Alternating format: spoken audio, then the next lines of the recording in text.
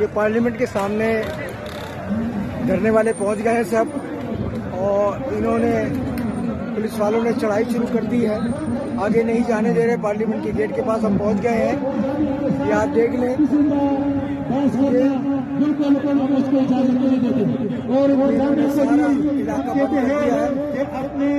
تمام میڈیا کے حضرات فوراً پہنچے پارلیمنٹ کے سامنے، کیونکہ ہم آپس میں سب ملازمین ہیں۔ کہتا ہوں کہ اگر خزانہ خالی ہے تو کیا یہ خزانہ سرکاری ملازمین کے لیے خالی ہے؟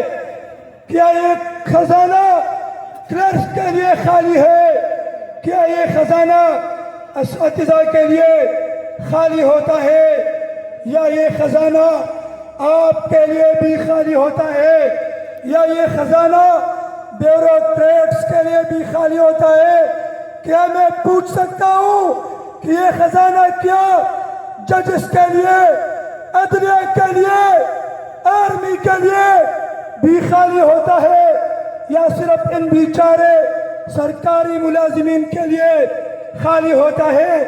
اس خزانے سے تو سرکاری سطح پہ عیاشیاں ہوتی ہے، پکنکس ہوتے ہیں، پکنک سپاٹس پہ جاتے ہیں، اس وقت تو خزانہ خالی نہیں ہوتا۔ لیکن جب ملازم کی باری آتی ہے تو پھر آپ کہتے ہیں کل جو پریس کانفرنس کیا ہے وزیر خزانہ نے، میں تو اس پہ افسوس کروں گا کہ اس کو ملازم کی کوئی فکر موجود نہیں ہے۔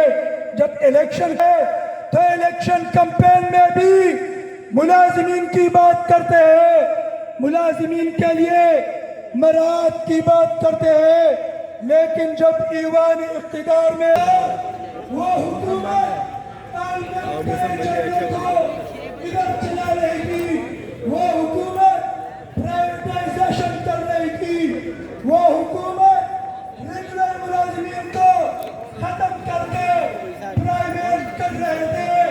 لیکن افسوس اس حکومت پر بھی، یہ حکومت بھی اسی پرانی حکومت کی طرح ضلع ملاکن عثمان صدیقی صدر وائٹیے، قاری نصیب اللہ صاحب وائٹیے، دیر پائن کرامت خان تنوری صاحب صدر وائٹیے، ضلع ہری پور ریجن و ضلع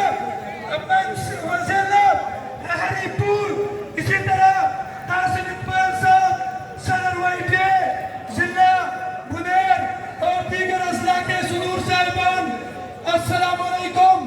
آپ لوگوں کو پتہ ہوگا کہ حقیقت پاکستان فیڈرل سے سرکاری ملازمین، پنجاب بھر سے سرکاری ملازمین جمع ہو چکے ہیں۔